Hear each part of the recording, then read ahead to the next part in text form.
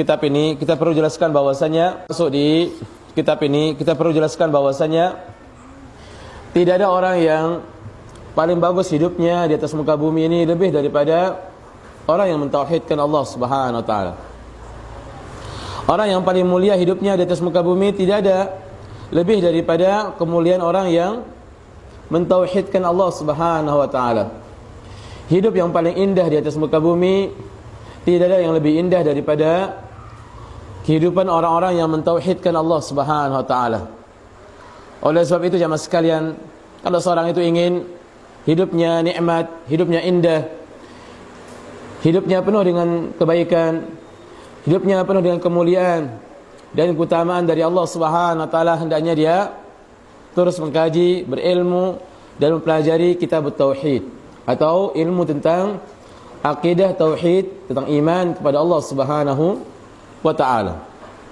Karena Allah Subhanahu wa taala menjamin seorang yang mentauhidkan Allah Subhanahu wa taala pasti hidupnya baik.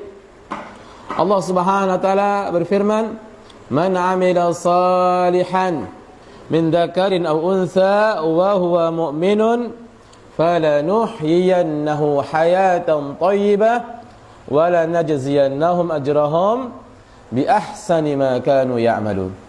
Man 'amila salihan, barang siapa yang beramal saleh, min dzakarin aw untha, baik dia laki-laki atau perempuan, wa huwa mu'minun, dalam keadaan dia beriman kepada Allah Subhanahu wa taala, mentauhidkan Allah Subhanahu wa taala dengan tauhid yang sempurna, falanuhyiyannahu hayatan thayyibah, pasti kami akan berikan kepadanya kehidupan yang baik.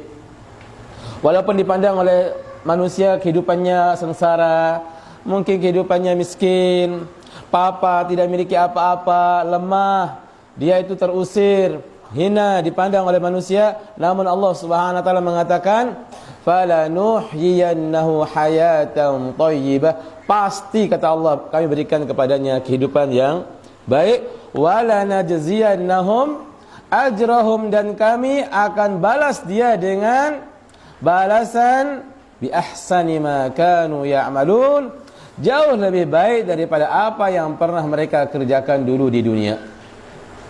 Menunjukkan jemaah sekalian, ya, orang yang mentauhidkan Allah Subhanahu wa taala, ya, dia bisa beramal dengan amalan yang remeh, kecil sepele mungkin dipandang oleh manusia, namun dia adalah orang yang beramal dengan amalan yang tanpa batas. Kenapa? Karena sebab tauhidnya. Karena sebab apa? Imannya. Dan orang yang mentauhidkan Allah Subhanahu wa taala pasti dicintai oleh Allah Subhanahu wa taala. Dan orang yang mentauhidkan Allah Subhanahu wa taala jaminannya adalah apa? Masuk surga. Coba anda bayangkan jemaah sekalian, ada 3 orang yang diberikan ini. Ini ada orang yang diberikan 3 hal ini. Pertama, pahalanya sangat tanpa batas. Kemudian yang kedua, dicintai oleh Allah Subhanahu wa taala. Kemudian yang ketiga, pasti masuk surga. Kira-kira bagaimana kehidupan orang yang seperti ini? Ya, pasti kehidupannya adalah kehidupan yang sangat apa? Yang sangat baik.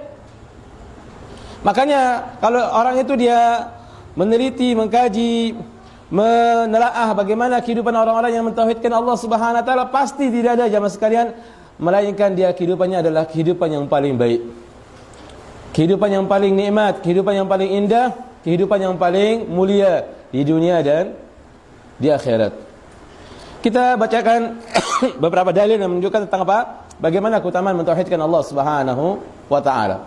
Semoga apa yang kita sampaikan ini sedikit tidak memberikan kepada kita motivasi untuk senang kita mempelajari kitab tauhid atau ilmu tentang mentauhidkan Allah Subhanahu wa taala. Aisyah radhiyallahu taala anha menyebutkan dalam Sahih Bukhari dan Muslim bahwasanya beliau mengatakan anna Rasulullah sallallahu alaihi wasallam ba'atha rajulan ala sariyatin. Rasulullah SAW mengutus seorang laki-laki ala sariyatin, membawa suatu pasukan. Membawa satu pasukan. Sariyah itu artinya pasukan yang jumlahnya kurang lebih 400 orang. Kemudian wa yaqra'u li ashabihi fayakhtim bi qul huwallahu ahad. orang ini karena dia ditunjuk sama Rasulullah SAW untuk menjadi pimpinan atau panglima pasukan, maka dia yang menjadi imam salat. Apapun ayat atau surah yang dia baca itu pasti dia akhiri dengan Qul huwallahu ahad. Maka sahabat-sahabatnya komplain, menanyakan, kenapa kamu itu setiap surah atau ayat yang ayat yang kau baca engkau mengakhiri dengan Qul huwallahu ahad.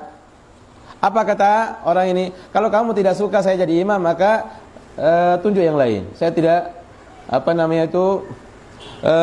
mampu, melainkan itu yang aku suka untuk aku baca sebagai imam kepada kalian. Maka sahabat-sahabatnya karena tidak melihat ada orang yang lebih fasih daripada dia dan tidak ada yang lebih berilmu tentang Al-Quran daripada dia, yang lebih banyak hafalannya, maka tidak ada pilihan melainkan dia jadi imam. Maka orang ini terus membaca dalam salatnya itu surah atau ayat yang dia baca selalu diakhiri dengan Qul huwallahu ahad, baik rakaat yang pertama atau rakaat yang kedua. Maka sampainya di Madinah, sahabat-sahabat mereka atau sahabat-sahabatnya dia ini melaporkan kepada Rasulullah SAW. Apa kata Rasulullah SAW? Ya, is'aluhu lima yasna'u dzalika. Coba tanya dia, kenapa dia melakukan yang demikian? Ini adalah gharib, aneh dan ganjil, karena tidak ada Rasulullah SAW melakukan yang demikian dan tidak ada sahabat-sahabat yang melakukan yang demikian, cuma dia saja yang melakukannya. Maka apa kata orang ini? Inna fiha sifatar rahman fa ana uhibbuha wa uhibbu an aqra'u biha. Apa kata orang ini? Karena dalam Qul huwallahu ahad itu ada sifat Allah, sifat Ar-Rahman.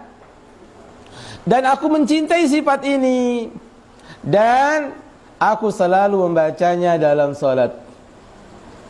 Ya. Antum perhatikan ini bagaimana cintanya orang ini kepada surah Qul huwallahu ahad.